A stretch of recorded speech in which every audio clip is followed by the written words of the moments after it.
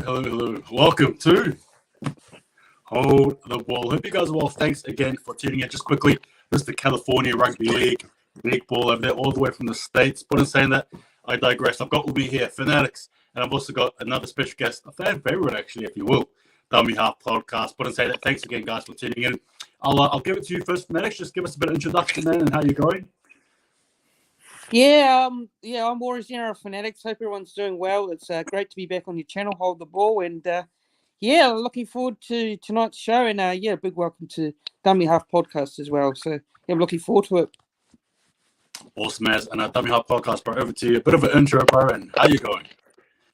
Yeah, not too bad, thanks. Happy to come back on and join you with Fanatics, obviously, as well. Big fan of both both of you guys, so very keen to get into the video and talk some footy. Awesome, as man. And again, thank you both for joining in. So, as we know, the week that's gone by has been it's been good. It's been great, and some aspects probably left us wondering, especially some of the origin selections, perhaps depending on what side of the fence you're on. However, in saying that, what we're going to be doing is we're going to be going through the NRL round 16 that was going through the review, and then we'll probably select two topics to talk about, and then we'll talk about the Warriors, and then we'll finish it off with the state of origin. Feel good? Sweet. All right. All good. In our round 16 review, so the first game was Manly against, we were hosting the Storm, right? That was the Thursday night game. What were your thoughts on that game? Yeah, I'll go here first. Manly Melbourne. That was a very interesting game actually. I thought that I had Melbourne in my tips. I thought Melbourne would go on and win the game, but Manly played very well in particular, and it was a important win for them because they need to win to keep their chances of making top 8 alive. And I think it was a pretty good game. For me, I think Manly probably deserved to win the game, and they almost let it slip. They had quite a big lead, so in the end, they got the result done in the end. Yeah, what were your thoughts on that game there, Dummy Up? Yeah, look, I thought it was a good game. I think obviously Manly dominated in the first half, and even you could say the majority of the second half. But yeah, like Fanatics said, they really started to slip in that second half. You can't let a quality club like the Storm back into the game like that. Guys like Jerome Hughes and Ryan Pappenhausen nearly carried the side back from the depths. But yeah, I thought it was a good game. I think Manly fans, they should be happy with that first half, and in particular, almost the entire game was dominated by Manly. But I do think that the class of the Storm was beginning to show, and if there was another 5 minutes, I think the Storm would come back. So. Yeah, look, I think that's well said. Actually, I think it sort of summarizes where Manly are at, right? Like in particular, the last 10 minutes when they lost it altogether, really. But it was a good win. You need those type of wins, even if you nearly lose it at the end there. So congrats to Manly there.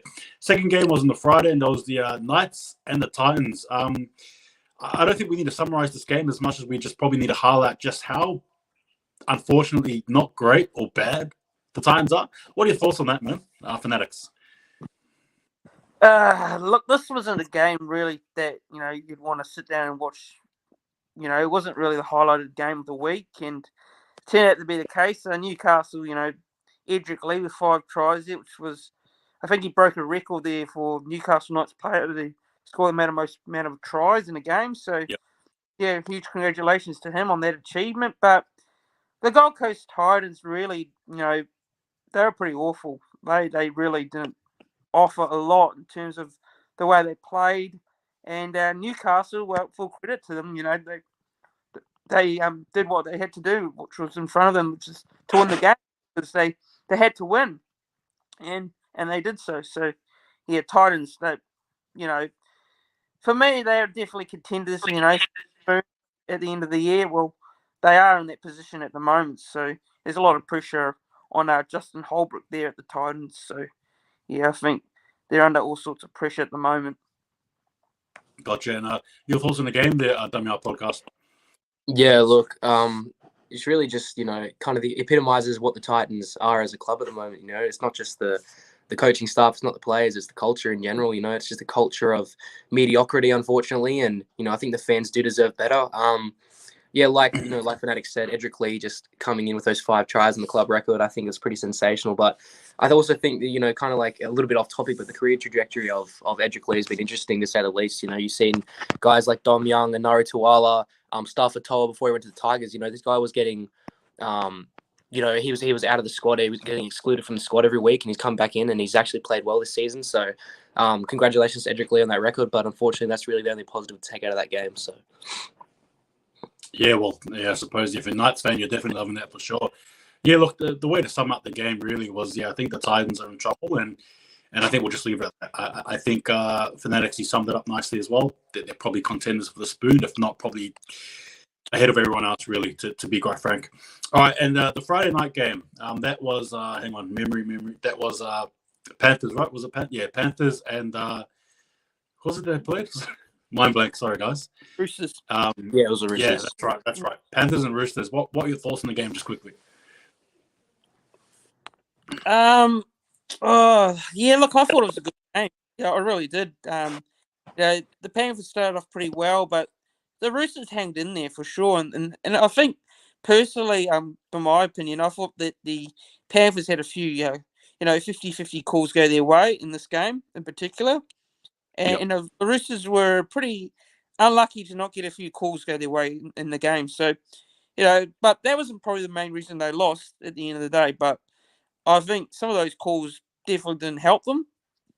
I wouldn't say they were robbed in particular, but yeah, I mean, Penrith, they do what they need to do. I think their second half, I thought they were a little bit flat in the second half. I personally thought they were flat. They didn't look like themselves the way they started the game. So, yeah, I mean, the Roosters, they can be pretty proud because they took it to one of the top teams in the competition. And, the Roosters aren't even in the 8. So, even though they have a quality side, they weren't even in the 8 going into this game. So, I think Penrith, they got the job done, but, I wouldn't say it was their best performance on the day. And the Roosters definitely almost gave them a scare as well. They did have the lead in this game too. Awesome, as and over to you, Dummy Half. What are your thoughts on it? Yeah, look, it was a great match. Two of the premiership heavyweights facing off in a headline bout. I think it was a really good fight. Not fight. I nearly said fight. Sorry. It was a really good match. Obviously, I think that the Panthers, like Fanatic said, there were a few calls that went their way that were definitely 50-50. But at the end of the day, I think the Penrith the class just shone through in the end. Players like Viliami Kikau and everyone stood up with obviously the Origin boys having to back up. But I think that there are a few moments there where Penrith could have piled on the points. That unfortunate bounce of Viliami Kikau off the he could have scored there, and the momentum could have swung in either way. But I do think that a few unlucky calls, but overall, I think Penrith were the better team. Yeah, look, I agree with you both. I guess just the way to sum it, the Panthers are looking strong. Kudos to the Roosters for trying, but it's quite clear to me the Panthers are probably they're in another atmosphere, I think, at the moment, the way they're playing their league. All right, we go into Saturday, and you know what I mean? It was quite a rainy and quite bad, quite slippery, quite muddy.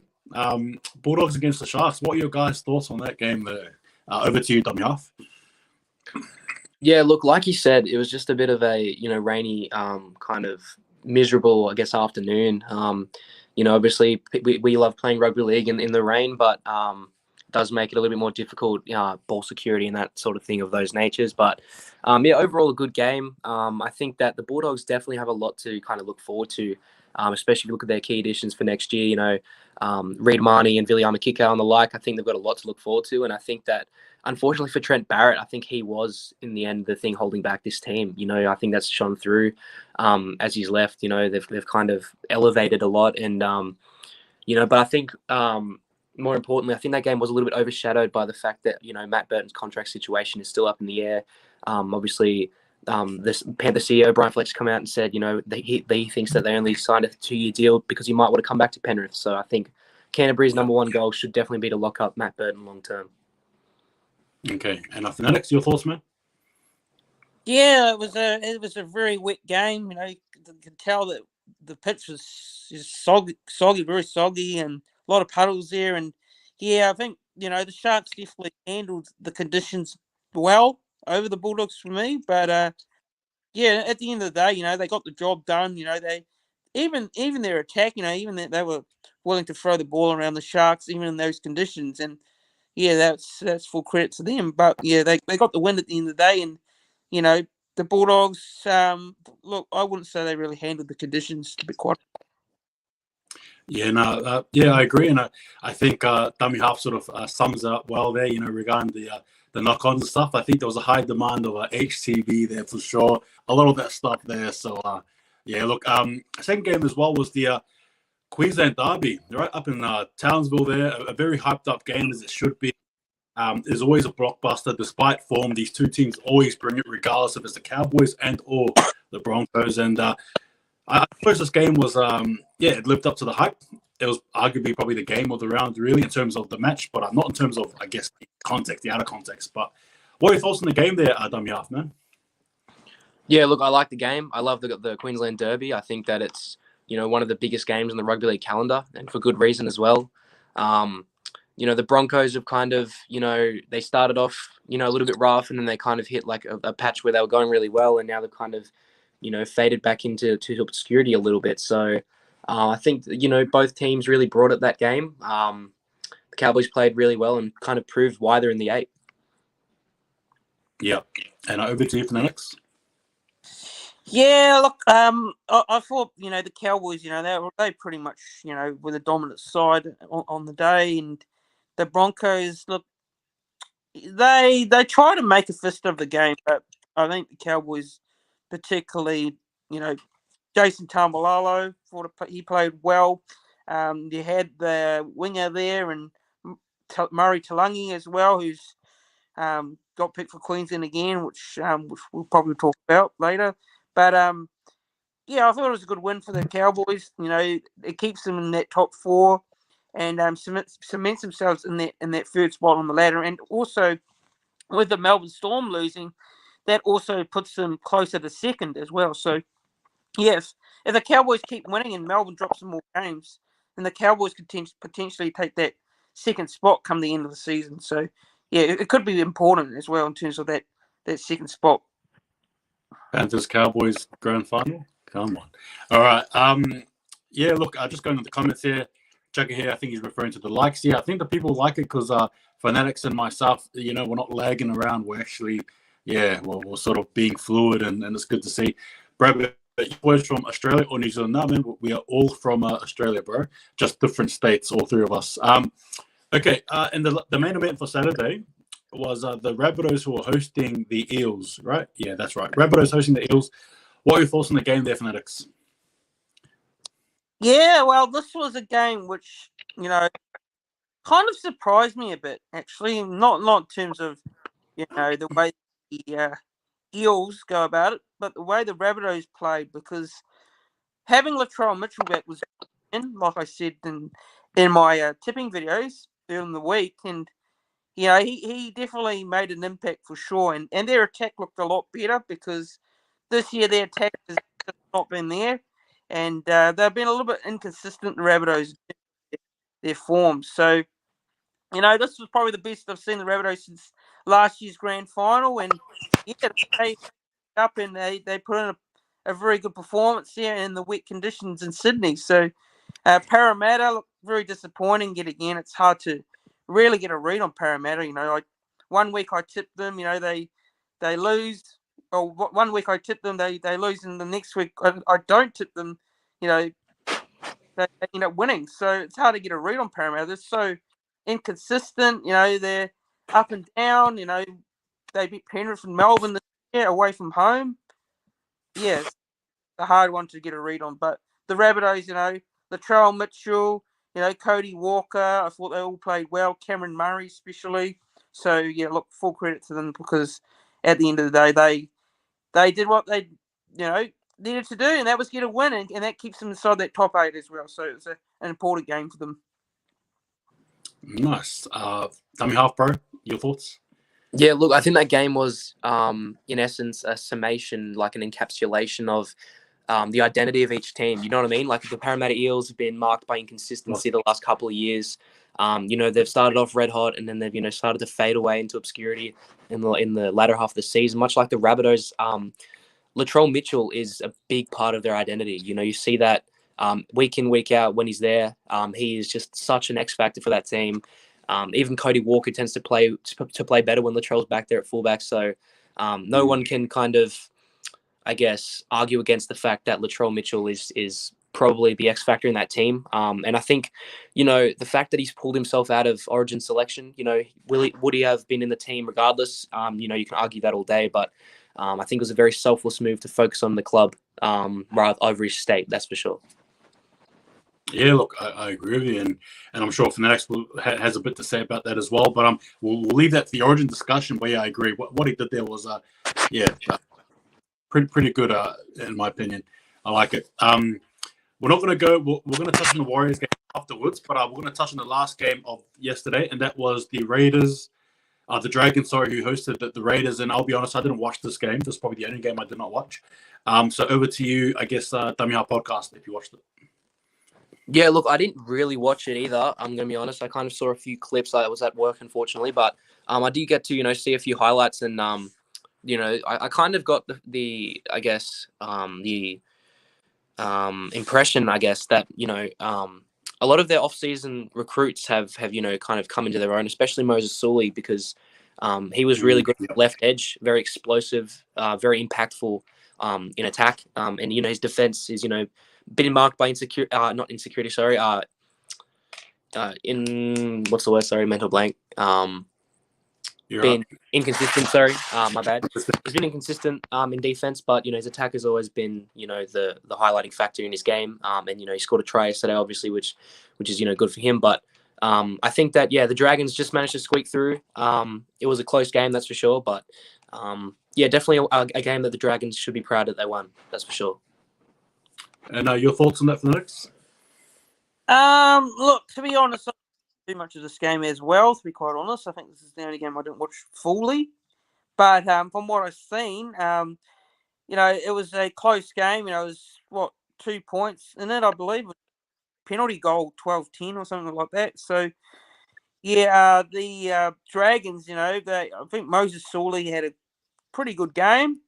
And there's a controversial call towards the end that I see that Raiders fans have been blowing up about, and apparently come out and said they got the call wrong today. I think it was a penalty that should have been awarded on the lines of that. I don't know what the whole thing around it is about, but yeah, I mean, at the end of the day, Dragons, they got the win, and it's a win that keeps the top 8 as well. So yeah, look, good result for the Dragons at home in wet weather conditions as well.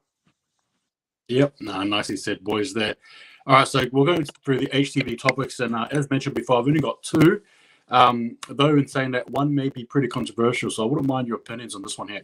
We all know Brian To'o came out and he said he's going to select and play for Samoa. He's committed, to his people, so to speak. It's more important to him, which is absolutely understandable. However, there are some people, I guess from the Australian camp, and I suppose it's fair enough from two sides. They're not really happy with it. Some stating that if you're going to play Origin, you should now play for Australia, right, as opposed to selecting there and there. This topic for mine should be covered more in depth. Unfortunately, we don't have the time for it for this type. But just give me like your thoughts on it, I suppose, and try to probably hit your point home. I'll give it to you first, Fanatics.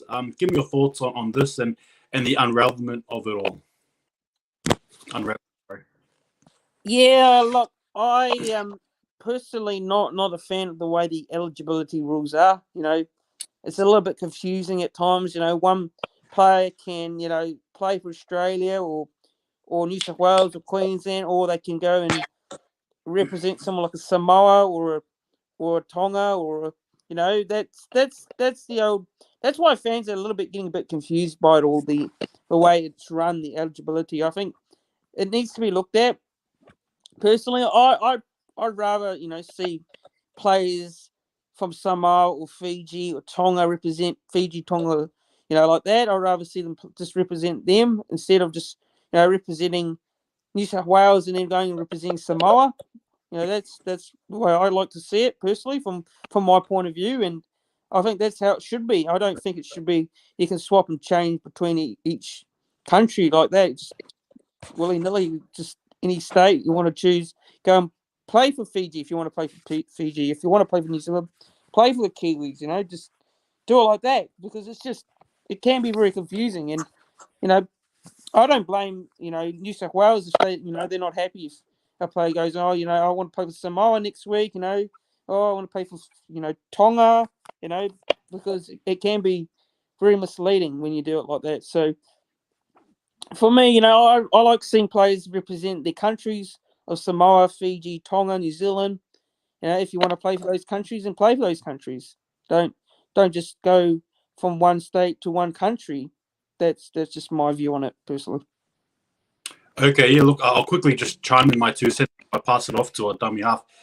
I think this is probably going to be more highlighted now because, let's be honest, it's in Australia, and let's be honest again, Origin being the dangling carrot, I think it's probably highlighted this as well. I think anyway, from my own personal opinion.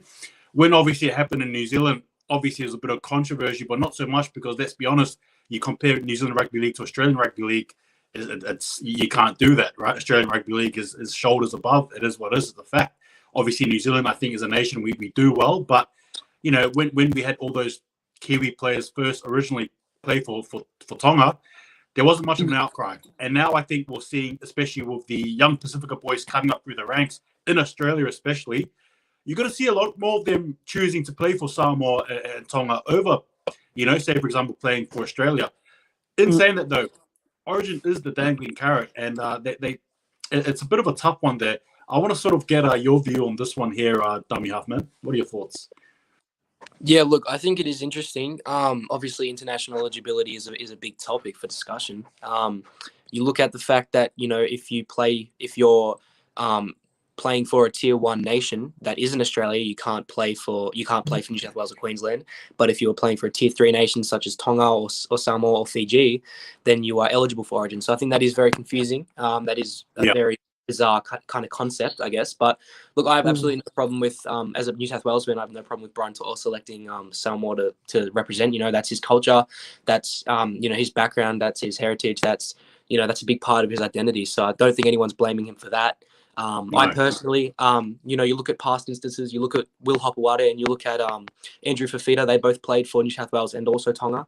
So, I mean, it's not as if this is a new kind of instance or anything, but personally, look, I believe that, Brunt, he's representing New South Wales, but he's also representing Samoa. So, he's representing where he lives currently and, his heritage. So I don't have a problem with it personally, but I can see, if people are, unhappy about it, Ben Dobbins, a former player, obviously came out and said that he feels as if State of Origin is a selection game, which I don't think is the case. Maybe back in the day, that's how it used to work. But with, the NRL being comprised of more and more Pacific Islander players and obviously Indigenous players every year, I think that you have to accept the fact that the game is going to grow internationally, and then players are going to choose to side with, send their alliance, I guess, to, tier 3 nations and that sort of thing. So I don't think this is in particular a topic that is decided easily. I think it's a topic that there's discourse that needs to be had surrounding it, and there's always going to be a variance in opinion. That's for sure. Yeah, no, I think that was well said by both views, and I guess just to finish it off before we get to the next topic as well, I do believe. Well, I wouldn't be surprised if the ARL/NRL make changes to that.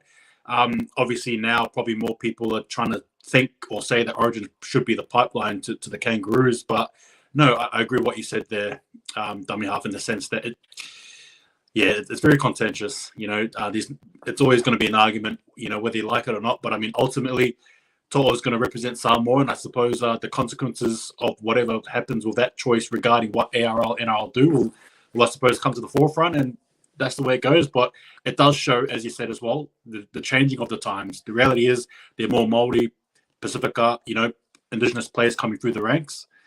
You just got to sort of deal with it, right? And here we go, this topic here.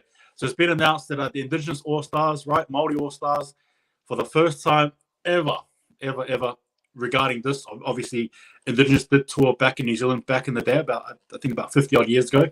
just in case you guys didn't know. But for this concept here, the first time going to be in New Zealand, Rotorua. What are your thoughts on this one here, Tamiha Podcast? Well, look, I know that obviously we've had COVID issues and everything, but it's about time. Look, you got it's a two-team game. I mean, there's obviously the Indigenous All Stars and there's the Māori All Stars, but there hasn't been in New Zealand, and New Zealand is obviously one half of the game. So I'm so happy with this. I'm glad that Awesome. They've decided to bring it to New Zealand. People, they deserve it. And look, I think that people argue that there's a higher population in Australia, therefore higher viewership in person, but that means nothing. You're going to sell out a Rotorua Stadium 9 times out of 10 when New Zealand heritage players are playing there, and I can't wait to see it. The culture, we've seen a lot of the Indigenous culture come through when it's played in Australia, but I can't wait to see more of the Māori culture kind of leave its footprint on the game. That's for sure. Yeah, 110%. Over to you, Fanatics.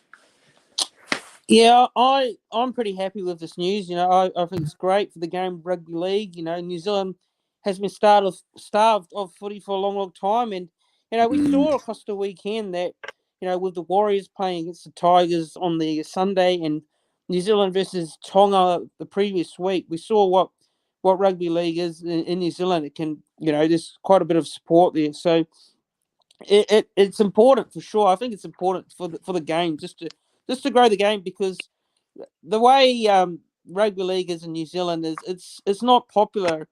Rugby union is a massive sport over there, and if you want to grow the grassroots in the game, I think it's great that to bring an event like this, like the Māori All Stars, just the Indigenous All Stars, once a year. It's great, and I think it would be awesome, because also with it being Rotorua, it's a Māori.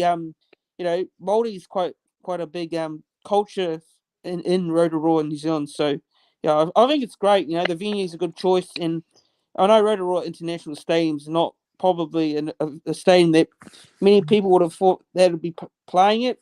People may have thought Eden Park or Mount Smart in Auckland, but I like it actually. I really do, and I think it's going to be awesome, and I look forward to it next year for sure. Yeah, I like it, and look, I like what you said there, WH Podcast as well. Obviously it's been in Australia for as long as it has been the recent couple of years, especially with COVID as well. But that's right. One half of it is the Māori side as well, and look and say that I can't wait. Not only that, but the Indigenous boys coming over to New Zealand and experiencing a bit of the Māori culture as well. You know what I mean? Like that shared sort of unity and I suppose culture as well, which would be very, very good to see. And I cannot wait for it, man. It's going to be special. There's going to be something for sure. Absolutely, it is. All right. So, guys, we're now turning our attention to this game here that we didn't talk about. New Zealand Warriors finally back in Mount Smart since 2019, right? August 2019, to get specific. Actually, I'll give it to you, Fanatics, before I sort of rattle off myself. But, man, just tell me first and foremost, what were your emotions like, man, when you saw the boys come out of that tunnel and you saw the fans and, just that goosebumps, spiritual feeling, bro? Over to you. Yeah, it was a very, emotional feeling. I was very happy to see it. The boys running out to the Mount Smart Stadium, running out to the Mount Smart Stadium pitch there, running out on the old tunnel. That tunnel hasn't been used in a long time. So it was awesome that they used that old tunnel to use for this game. And yeah, it was awesome. The crowd, see the atmosphere of the crowd there, and the Warriors fans and the supporters and the families and it was awesome. And the it was just a great event. It was a great atmosphere. You can tell by the television there, and the boys definitely lived up to the expectation and the hype and the pressure. Going into this game, there may be a few question marks around it, but they handled it very well, and they came out very fast, and we were very dominant in the game as well. So yeah, it was a good performance by the boys, and it was great to see the team finally get to play at Mount Smart for the first time, since 2019, which was awesome. Awesome, man. And WR Podcast, what were your thoughts on the game or what you want? And I know, you sort of support the Warriors here and there, but what did it sort of mean to you as well, just knowing that the Warriors were back? Yeah, look, I'm obviously not, a diehard Warriors fan like you two, so I can't, speak from the heart and say that, as a proud fan, I was, just as happy or just as elated to see them return to Mount Smart. But, just as, I got a soft spot for the Warriors because obviously, one half of my family is from New Zealand.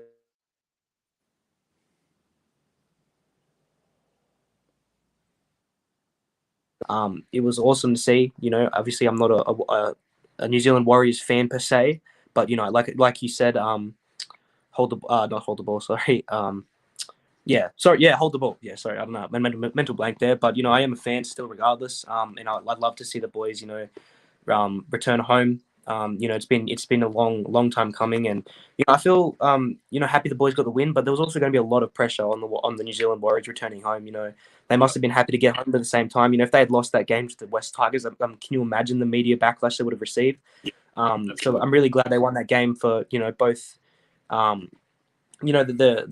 sense of home that the boys feel, but also for their own well-being as well, because the backlash that they would have received would have been huge. So congratulations to the New Zealand Warriors, and I know you two are very happy about the result. No, look, well said, and I actually appreciate that, bro. Yeah, look, my thoughts on it overall. First and foremost, when the boys came out the tunnel there, it was goosebumps for me. It was a spiritual sort of a feeling for me. Yes, the tears were dripping down the face there. I loved every moment. Just that realization that after years of being in Australia, we're finally home, finally back with our people, in that rugby league sense. We appreciate our time over in the Central Coast and obviously Redcliffe. Absolutely, we do. But at the same time, there's no place quite like home. And I think that's sort of like what I was rattling off in my mind anyway. No place quite like home. And the game itself, I said to many people, if we had lost that game, that to me would have been, I would have taken it like a grand final loss. That's how bad I would have taken it. And we needed to win that game regardless, and we did. And we won in a way that is very uncharacteristic to how we've been playing this year anyway. Defense was on point. Like, come on. You know what I mean? We only held down the Tigers too. Now, look, I understand that the Tigers where they're at, it's not like, they're on top of the table or anything like that. But to be fair with you, they're ranked up a few places higher than us, so you just got to take those wins and you got to be positive about it. And I think that's all we wanted was a win, regardless. And it was a good win. And it was a win that I think we were waiting for, we wanted. And I guess just to finish it off just quickly, a game that I hope can project us somewhere forward. We'll have to wait and see. We got the Eels in 2 weeks' time, but you know what I mean. It's a place to feel good. Fanatics here for yourself, man. Who were some of your players, man, that you liked watching on the game there? Who are some that stood out for you? Yeah, look, I think there was so many standouts in this game. I don't think anyone particularly had a disappointing game. They all stepped up on the massive occasion. They could have easily, let the pressure get to them, but it didn't. They came out there with, when they came out of that tunnel, I could tell that their mindset was focused. They were fully focused. That was what I was looking for. Yeah. How focused were they going to be coming out of that tunnel? And they were right on it from the whistle, from the kickoff. And the players that stood out for me, well, you got Adam Fanua-Blake there. He was close to missing this game, because he had COVID. He had COVID, but he tested negative before the day of the game. So, Adam Fanua-Blake was outstanding. I thought, Shaun Johnson, there's been a lot of talk around him this past couple of months, around his performances and his form. But, you could tell how happy he was being back home, seeing his family and that. And, it started to lift the light for Shaun Johnson in this game. And I thought he stood out pretty well, and his kicking end was good.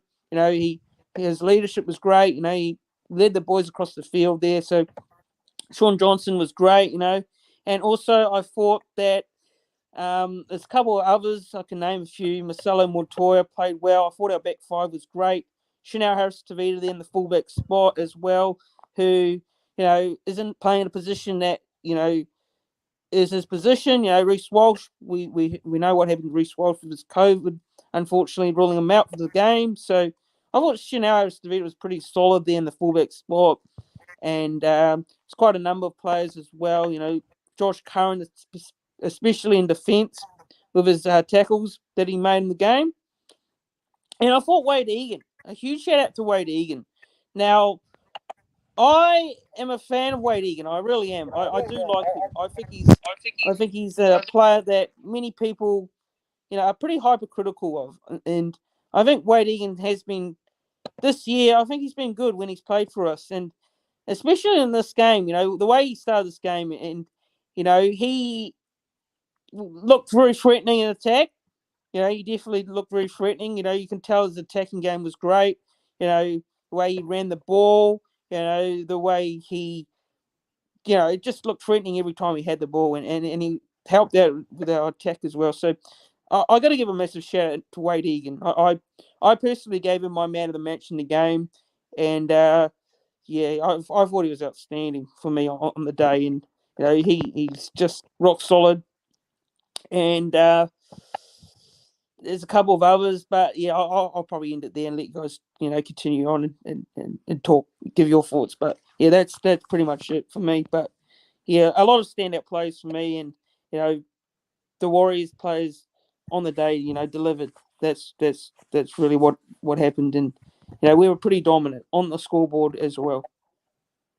Awesome, as and I think I'll throw in my 2 cents as well before we just go into the last question, and then we get into the origin topic as well.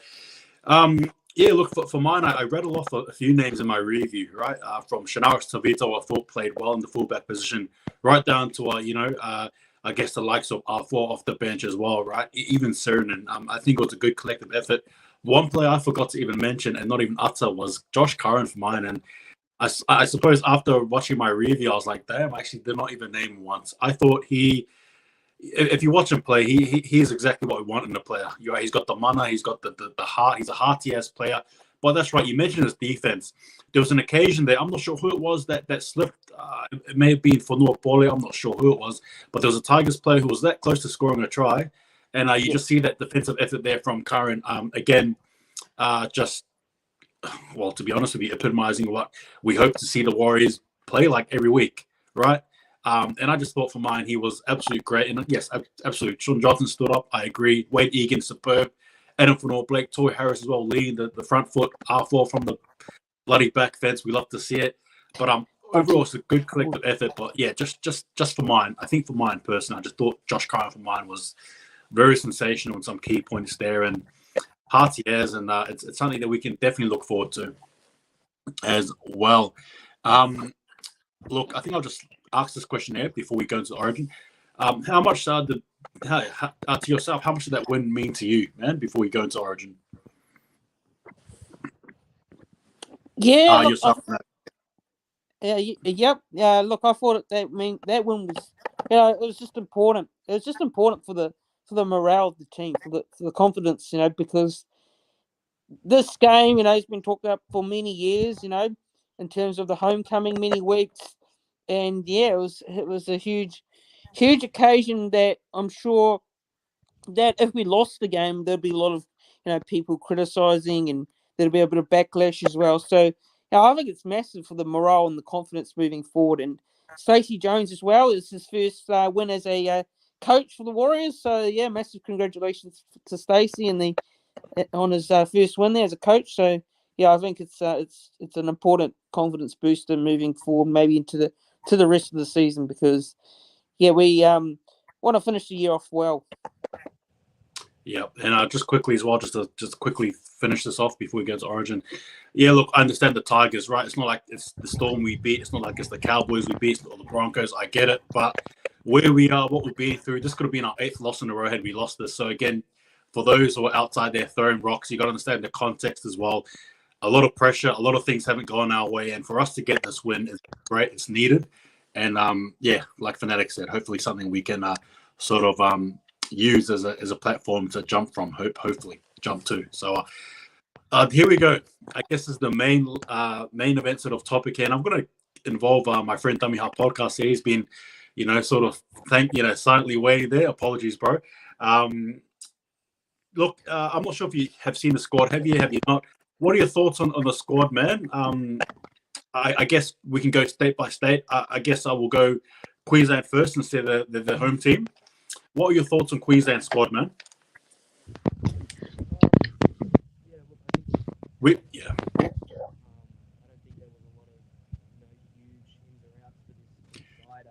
Sorry, bro, can't hear you. Can you hear me now? Vaguely, sorta. What about now? Yeah, you're good now. Yep. Okay, no, my bad. Sorry. But yeah, so I don't think there were a few. There weren't any big ins or outs, but mainly just Felice Calfus is obviously not playing. Tom Gilbert in. I do think Tom Gilbert was an interesting, player selection. I wouldn't necessarily have, obviously he's played well, but I think there were a few guys ahead of him. But no doubt he's going to rip in for Billy Slater in this side, and it's a decider. So, very very interested to watch. But yeah, I like the continuity within both squads. I think that. Especially in Origin, it's only a 3-game series, so forming those connections and those player relationships is very important in order to have good structure within the team. So yeah. Look, Fanatics, give me your thoughts on the squad, bro. I know you told me before we started you had what I deem to be a bone or two to pick. So let us hear it, man. Let us hear it. Come on, the floor is yours. Yeah, look, looking through the Queensland squad today, and look, I think there's some selections there which personally should not have been in the team. Like, I would say that Murray Talangi, especially, who for me didn't have a great game in game 2, got really found out there, and I know he's playing well for the Cowboys this year, but State of Origin's a big game. And it's the 3rd game of the series, and it's a decider up there at Suncorp Stadium in Brisbane. It's a massive occasion. Now, you're putting a bit of pressure on a young bloke there on the wing, and you've got someone more established in Corey Oates, who plays for the Broncos, who's having a great season. He's been playing well lately as well, and I personally think that you should have put Corey Oates in the side. I would have put him in there. I would have started him over Murray Talangi on the wing, because Corey Oates is more of an established player and he's more experienced. And look, I know Murray Talangi's been in the squad for a couple of weeks now, but yeah, I don't know. I just would have had Corey Oates in there.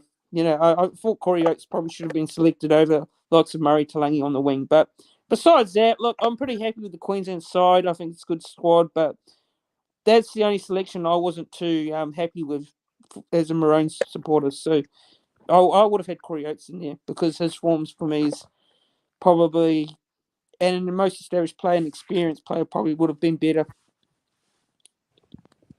Okay. Yeah, no, I guess my general thoughts on the Queensland squad, sort of like what Dummy Half sort of touched on. It's virtually unchanged. Bark Alfusi, who's away for family reasons.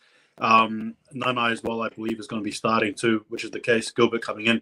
Yeah, look, for mine personally on the squad here, I think again, Billy Slater sticking true to what he said as well, right? Saying that he's virtually going to, he's going to stick with the sand squad, so to speak. Nearly, he just about did. The likes of Murray Talangi, it's more so, I think, a second chance, a last chance, so to speak. So we'll have to see what happens here. Overall, though, it is a strong competitive side for mine.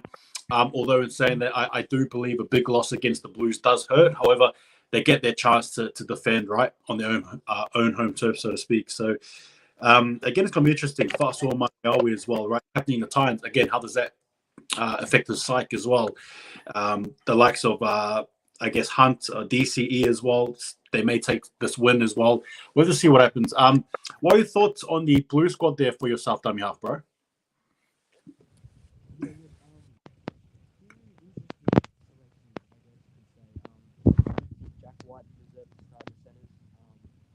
Sorry, brother, I'm going to have to pause you there, bro.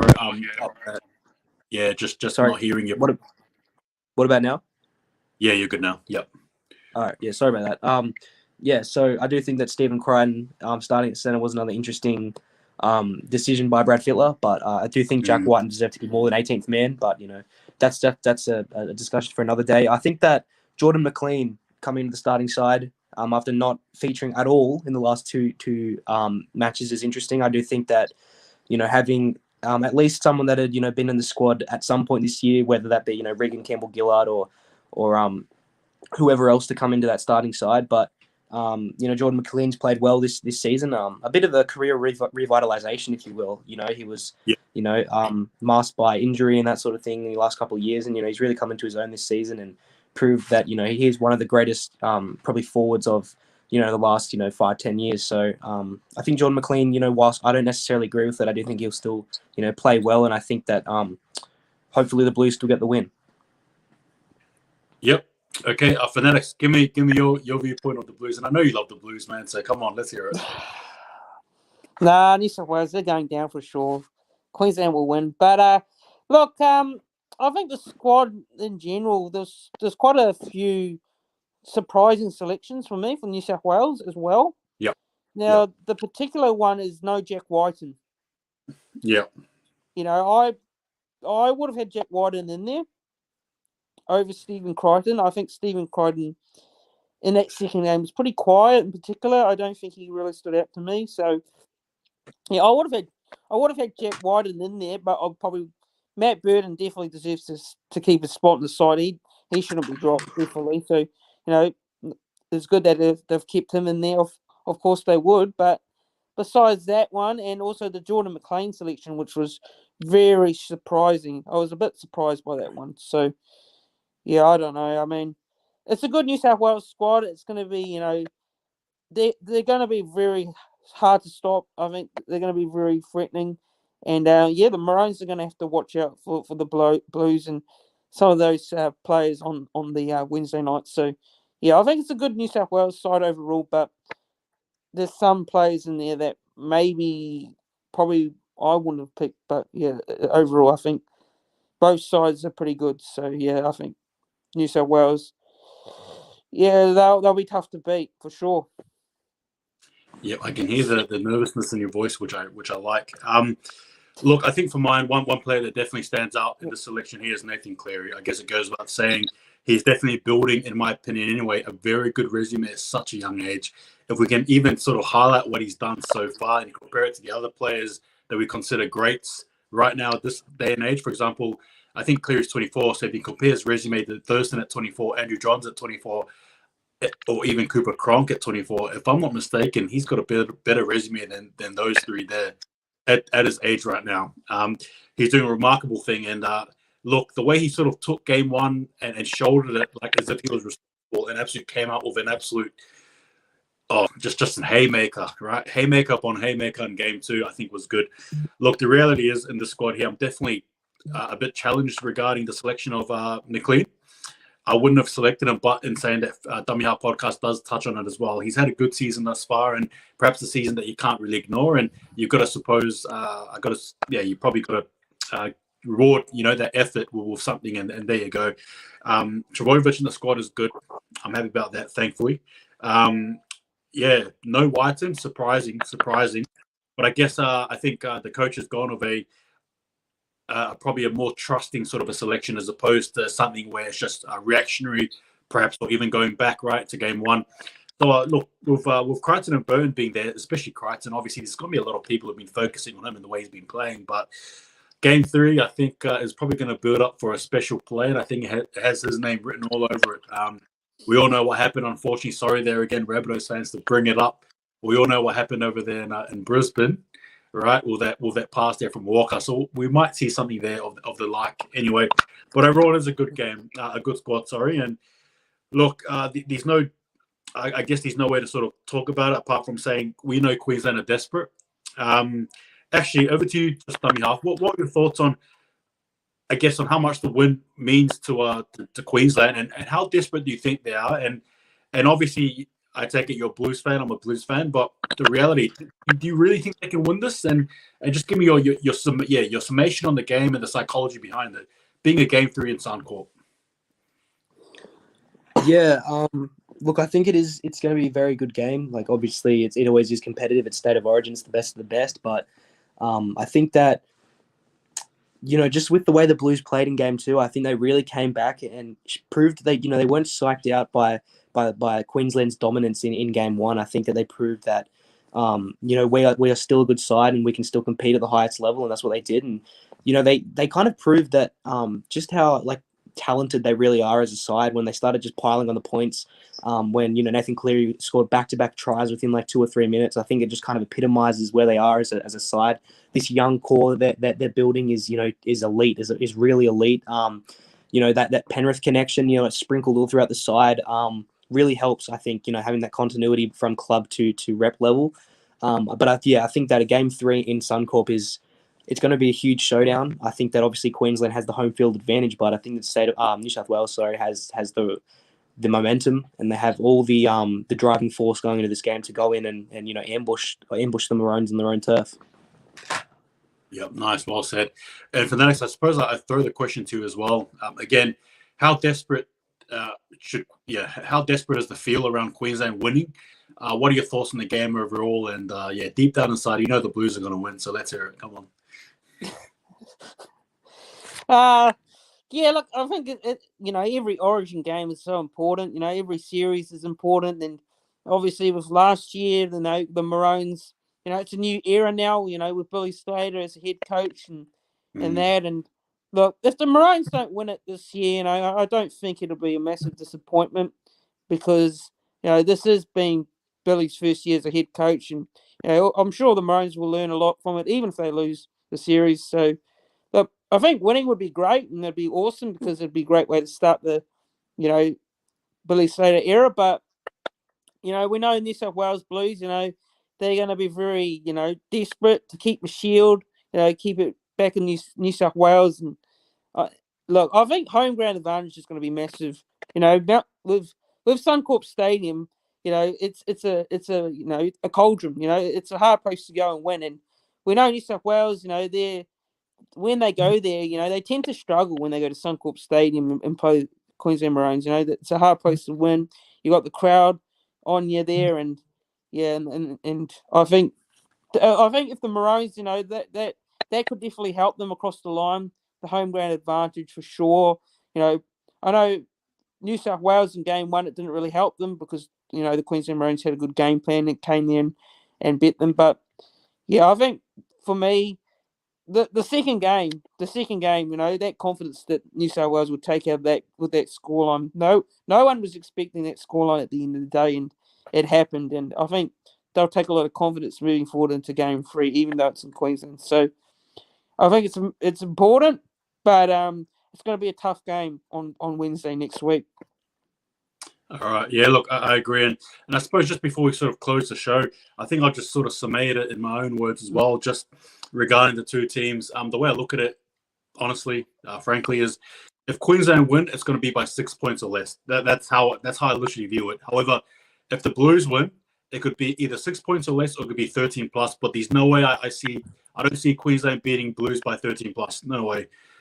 If Queensland win, it's going to be a close game where the Blues could either win in the close battle or absolutely just pile on the points to the point where half the crowd is gone by the 60th minute. So I think that's probably what we're sort of looking at. But look, I think that's us done for now. Again, just thank you again, guys, for coming on, being part of the show here. Look, Fanatics, man, just give us some last words, man, and then I'll pass it over to the Dummy Hub podcast. But yeah, just anything you sort of want to say, any videos upcoming and all that jazz? No, well, look, it's great to have me. It's great to have me on your channel, Hold the Ball. I really appreciate it. Thanks for having me on, and it was a great to meet Dummy Half podcast as well. But yeah, I enjoyed being on the show tonight, and it was great discussion. And look, obviously there's no Warriors footy this week because of the bye, but I'll try and bring some content out, some videos as well on the channel. Thanks for having me on, and thanks to the viewers for tuning in tonight and watching. Awesome, man. Thank you. And Dummy Up Podcast, bro, over to you, brother. Yeah, look, again, just, my sincerest gratitude for, having me on the show. I really appreciate it. You've been putting out some great content lately, along with you, Fanatics. Nice to meet you as well, man. Just having the discourse surrounding rugby league is always good. And I think it's one of the best parts about the sport is discussing the game. And unfortunately for me, I've been, super busy with studies and everything. So I've been very, very, lazy with uploading, but I will try and, get that up and going properly and, hopefully have a steady cycle of videos coming out. But yeah, again, appreciate having me on for sure. And look, you're completely fine there. All's forgiven. Don't you understand? I've got a bit of a year break this time, but I think next year I don't think I'll be posting up content as much as I do now. So I get it, bro. It is what it is. But yeah, please go and follow both of them as well. Loving How podcast will be a regular when he can be. I appreciate his time as well, much like yours, Fanatics. But look and say that thanks, guys, for watching. Bless you all. Take it easy. And I think we can say both these guys know how to hold the ball. Take it easy. See you guys next time.